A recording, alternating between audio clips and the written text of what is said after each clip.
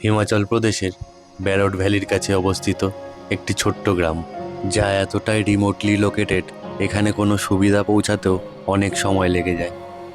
সেই কারণে এই গ্রামের বসবাসকারী মানুষেরা জীবিকা এবং খাদ্যের অভাব মেটাতে সমস্ত বাড়িতে গবাদি পশুর পালন করছে। আর এখানকার প্রত্যেকটি বাড়ি পাথর এবং কাঠের স্ট্রাকচারে তৈরি, যা এই হিমাচলের পুরনো ঐতিহ্যকে তুলে ধরে।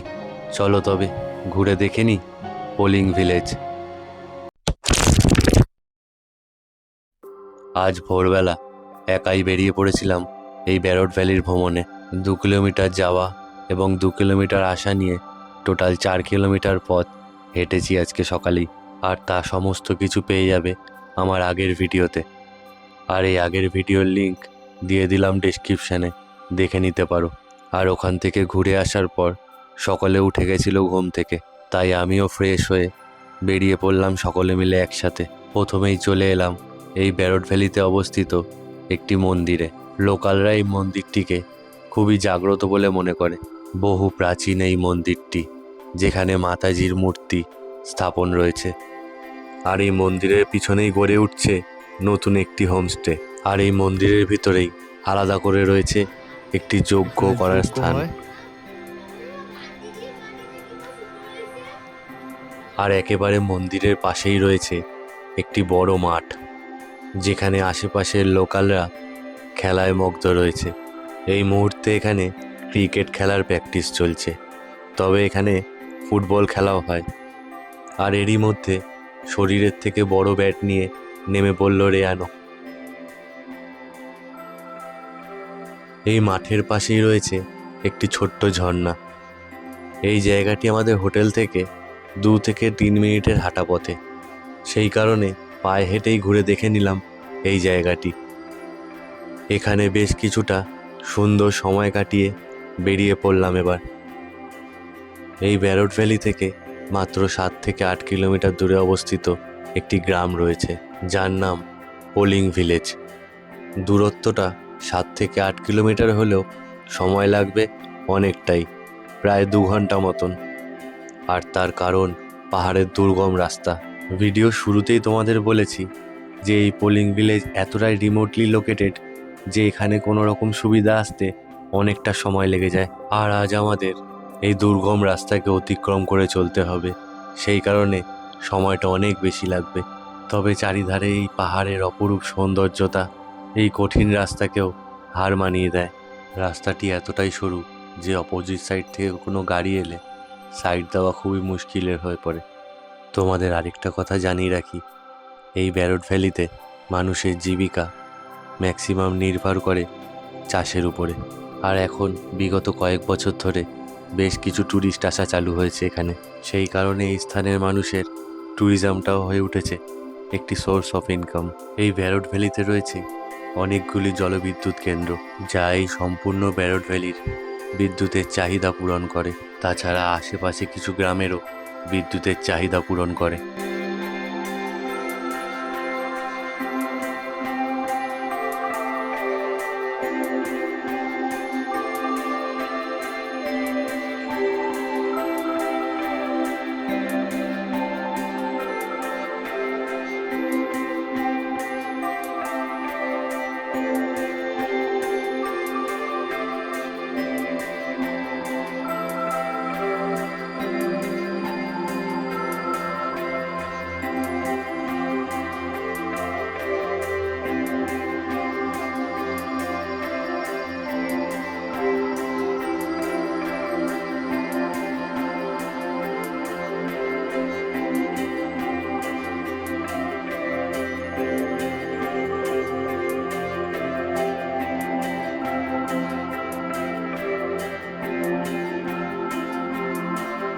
পাহাড়ে গাড়ি চলার রাস্তা খুবই ছোট এবং খারাপ হলেও চারিধারে পাহাড়ের দৃশ্যটা একেবারে অপূর্ব। আর এমনই কিছু খারাপ রাস্তাকে অতিক্রম করে এসে পৌঁছালাম পোলিং ভিলেজের কাছে। এই স্থান পর্যন্তই গাড়ি এসে দাঁড়াবে, এরপরে যেতে হবে হেঁটে। আর পাহাড়ের ধারে এই ছোট্ট রাস্তা ধরে এগিয়ে চললাম আমরা পোলিং ভিলেজের পথে। প্রায় 800 জন লোক বসবাস করে এই পোলিং ভিলেজে। এই গ্রামে কোনো হোটেল বা হোমস্টে নেই, সেই কারণে প্যারট ভ্যালিতে থেকেই এই গ্রাম তোমাদের ঘুরতে হবে। ডিসেম্বর থেকে ফেব্রুয়ারি মাস পর্যন্ত এই স্থানটি পুরো বরফের চাদরে ঢাকা থাকে, আর সেই কারণে এখানে আসার রাস্তাও বন্ধ থাকে। পাহাড়ের ধারে এই ছোট্ট রাস্তা ধরে এসে পৌঁছালাম পোলিং ভিলেজে, আর লোকাল লোকেদের কাছে জেনে নিলাম তাদের জীবনযাপন সম্বন্ধে। कहते हैं यहाँ पर पहले तो मतलब ऐसे 10-12 मकान होते थे। আচ্ছা, ऐसे कई कोई चंबा से घुसा है, कुल्लू कुल्लू से घुसा है। मतलब यहाँ पर पहले ऐसे जनजाति क्षेत्र, वहाँ पर अब आदिवासी जैसे लोग रहते थे ना, আচ্ছা, तो ये साइड में ऐसे ऐसे करके वो आते कोई कहाँ से आए, कोई जम्मू से आए, कोई कहाँ से आए। तो इस करके जो है आजकल तो 3 वार्ड है इस पंचायत के यहाँ पर। अभी टूरिस्ट आता है हाँ बहुत आता है।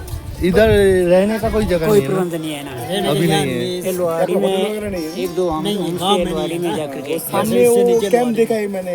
हाँ नीचे तो है, गाड़ी से नीचे तो कैंप लगे हुए हैं हाँ ना, नीचे नीचे कैंप है। कैंप से लगे हुए हैं। इधर कुछ नहीं है ना? नहीं गांव में कुछ नहीं ये है। पूरा गाँव है। बाद में अगर टूरिस्ट ज्यादा आएगा तो आहिस्ता आहिस्ता हो जाएगा। आस्ते आस्ते तो बढ़ेगा।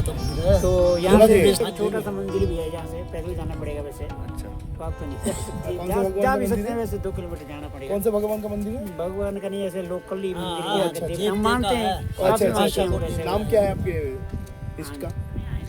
देवता का भगवान का नाम? ये तो पशाकोट है आप लोग क्या वैसे। बोलते हैं? बोलते हैं पशुपतिनाथ है, वैसे तो बोलते हैं हमारा तो पशुपतिनाथ महादेव का। हाँ, तो हम तो पशाकोट बोलते हैं वैसे अपनी भाषा में। अच्छा, हाँ, तो ये मंदिर भी वैसे तो बाकी यहाँ बाकी कुछ सुविधा नहीं है वैसे। फसल भी बहुत कम होती है। अब सब्जी लगाएंगे, ज़्यादातर सब्जी लगाते हैं। सर्दियों के टाइम पे बर्फ पड़ता है बर्फ इधर। पड़ती है, अब तो कम हो गई है ना, कुछ वातावरण ही ऐसा हो गया है ना।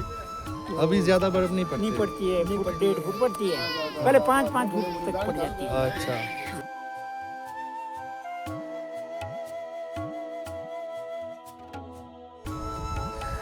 গ্রামের মানুষের অনেক প্রবলেম আছে এখানে,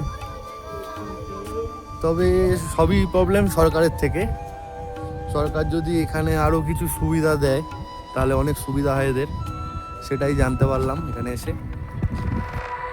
এখান থেকে বরফে মোড়া, একটা বরফের চাদরে মোড়া ভ্যালি, যা অসাধারণ লাগছে এখান থেকে।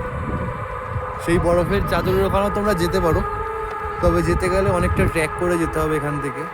গাড়ি যাওয়ার কোনো রাস্তা নেই, পায়ে হেঁটে যেতে হবে। এখানে বেশিরভাগ বাড়িগুলি কাঠের এবং পাথরের তৈরি, আর ইটের ঘরও রয়েছে। তবে যেগুলো ইটের ঘর সেগুলো নাকি শুনলাম নতুন করা হয়েছে, আর পাথর আর কাঠ দিয়ে যেগুলো তৈরি সেগুলো অনেক পুরনো ঘর। কিছু বছর আগে এখানে মাত্র 10টি পরিবার ছিল, আর এই মুহূর্তে এখানে 90 থেকে 100টি পরিবার বসবাস করে। তবে প্রতিটি বাড়িতে একটি মিল রয়েছে, তা হলো এখানে গবাদি পশুর পালন।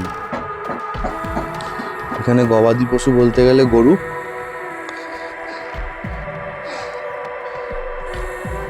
প্রত্যেক কটা বাড়িতে গরু দেখতে পাচ্ছি। শীতকালে এখানে এতটাই বরফ পড়ে যে আসা যাওয়ার রাস্তা সম্পূর্ণ বন্ধ থাকে। সেই কারণে তাদের নিজেদের জীবনের খাদ্য পরিচালন করার জন্য গবাদি পশুর পালন করে প্রত্যেক কটা পরিবারে। প্রত্যেকটি বাড়িতে আর একটি মিল চোখে পড়ল আমার, তা হলো জ্বালানির জন্য তারা কাঠ বাড়ির সামনে মজুত করে রেখেছে প্রচুর পরিমাণে। এমনই ছোট্ট গলির পথ চলে গেছে গ্রামের মধ্যেখান দিয়ে, আর এটিই একমাত্র রাস্তা এই গ্রামের ভিতরে আসা যাওয়া করার। এই গ্রামে এলেই জানতে পারবে হিমাচল প্রদেশের প্রাচীন মানুষের জীবনযাপন। এই গ্রামটি আধুনিক প্রযুক্তি থেকে অনেকটাই দূরে অবস্থিত এখনো। क्या लेके जा रहे हो दीदी? क्या लेके जा रहे हो? रेता। रेता। हाँ, वो- घर के लिए। अच्छा, हाँ, खेत से, हाँ, आटे से। अड्डे से। हाँ, बात से क्या रोज ही जाते हो ये? रोज नहीं, आज किसी का घर कानलाई हेर्न न अच्छा, कानलाई हो जुवारी बस। हफ्ते में एक बार रहता है। हाँ, हाँ। एक बार बस ठीक है। अच्छा दीदी। हाँ, এই গ্রামের বসবাসকারী মানুষেরা তাদের জীবনযাপনের যাবতীয় প্রয়োজনীয় জিনিস এই রাস্তা ধরেই হেঁটে আদান প্রদান করে। এই স্থান থেকে প্রায় 1 থেকে 1.5 কিলোমিটার দূরত্বে রয়েছে একটি মন্দির, যা এই গ্রাম পেরিয়ে হেঁটেই যেতে হবে। আমিও পায়ে হেঁটে রওনা দিলাম সেই পথে, তাও আবার আমি একা, কারণ বাকি সব হাঁপিয়ে গেছে, এত দূর আসতে পারেনি। এখান থেকে আমি একাই চললাম আগে। তবে কথায় আছে না, কপালে না থাকলে সেই জিনিস কোনোদিনও উপলব্ধি করা যায় না। ঠিক আমার সাথেও তেমনটাই হলো। কিছুটা দূর যাওয়ার পরে নেমে এলো বৃষ্টি, সেই কারণে আর আগে যাওয়া হলো না।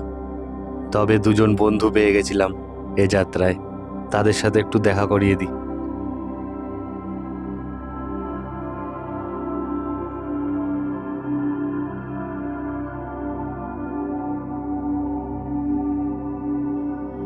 তারপর এখান থেকে ব্যাক করে গাড়িতে উঠে আবার বেরিয়ে পড়লাম ব্যারট ভ্যালির উদ্দেশ্যে। আর এখান থেকে ফেরার পথে আবারও একটি সমস্যার সম্মুখীন হয়ে পড়লাম। আমরা ফিরছিলাম পৌলিগ্রাম থেকে ব্যারট ভ্যালির উদ্দেশ্যে, এখন যাচ্ছিলাম। একটা সমস্যার সম্মুখীন হয়েছি, তা হলো আমাদের টায়ার এখন পাঞ্চার হয়ে গেছে। দাদা এখন ঠিক করবে, ড্রাইভারদা। আর রাস্তা এবং ভ্যালির ভিউটা দেখো।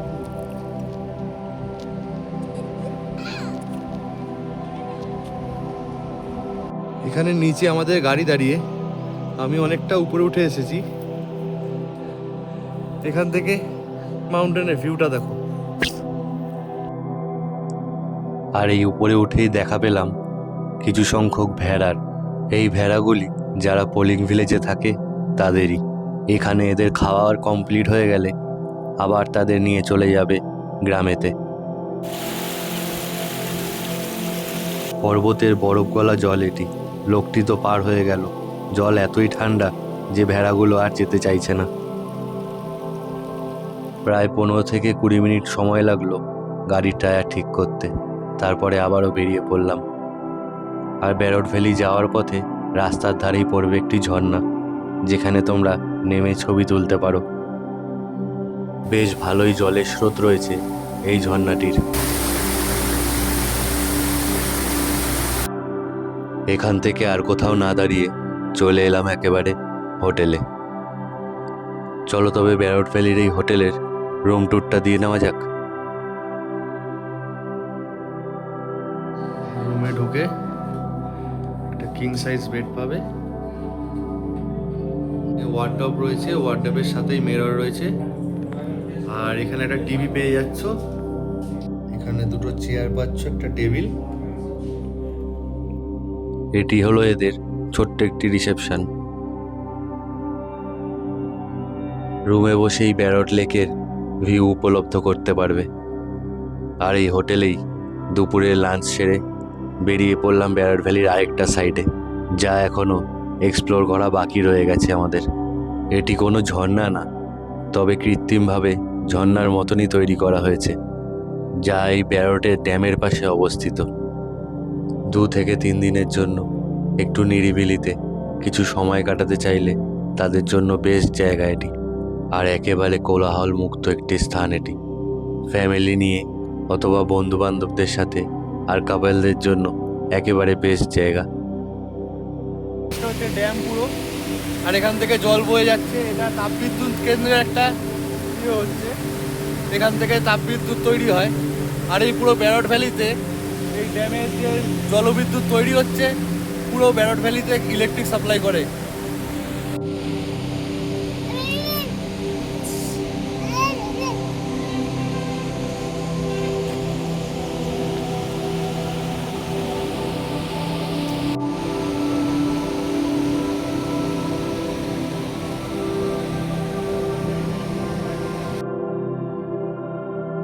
এখানে কিছুটা সময় কাটিয়ে চলে গেলাম একেবারে নদীর ধারে। নদীর জল এখন ঠান্ডা ঠান্ডা ওয়েদার, আর এরকম সুন্দর একটা প্রকৃতি, এটা দু চোখ ধরে দেখছি আর কিছু না। সত্যি জায়গাটা খুবই সুন্দর, একটা অফবিট প্লেস যে এত সুন্দর, সত্যি না আসলে ভাবা যায় না এখানে পাহাড়, সবুজ জঙ্গল, মানে খুবই সুন্দর। মানে যারা জানে না যে ব্যারট ভ্যালিতে এত সুন্দর একটা জায়গা আছে, তারা মানে খুবই আফসোস করছে। আমাদের এই ভিডিওটা দেখে খুবই আফসোস করবে যে এত সুন্দর একটা জায়গায় আমরা চলে এসেছি, মানে যে টুরিস্টরা এখনো আসতে পারেনি। আর আরেকটা কথা যে আমাদের এই ভিডিও দেখে এটাই বলবো যে যারা এখনো পর্যন্ত এই ভ্যালিটা উপভোগ করেনি, ব্যারট ভ্যালি, অবশ্যই একবার ভিজিট করে এখানে দেখতে যে এত সুন্দর উপত্যকা, এত সুন্দর নেচার, মানে এক কথায় অসাধারণ। এই ব্যারট ভ্যালিতে 2 দিন খুব সুন্দর কাটালাম। আর নদীর মাঝে এরকম ভাবে পাথরের মধ্যে বসে, দুধারে ভ্যালি, আর ভ্যালির মধ্যে হচ্ছে ধান চাষ, সর্ষে চাষ এবং বিভিন্ন রকমের শাকসবজি চাষ হচ্ছে। এগুলো একটা দেখাটা আমার কাছে একটা অভূতপূর্ব, যেটা বলে কোনোদিনও বোঝানো যাবে না। তবুও বলবো, এত সুন্দর জায়গায় তোমরা যদি আসো, মনমুগ্ধ হয়ে যাবে একদম। নদীর ধার থেকে হোটেলে পৌঁছানোর সময় নেমে এলো অন্ধকার, আর আজকের রাতটা এখানে কাটিয়ে তারপরে বেরিয়ে পড়ব মানালির পথে। এটিই হলো এই হোটেলের ওপেন রেস্টুরেন্ট। রাতের বা দুপুরের খাবার যদি রুমে না নাও, তবে এখানেই বসে খেতে পারো। এখানেই তোমরা কিচেন পেয়ে যাবে, এদের নিজস্ব। তোমরা রান্না করছে কি না করছে সেটা দেখতেও পারবে। এবং আমার কথা যদি বলো, আমি বলবো এদের রান্না খুবই ভালো, টেস্টফুল।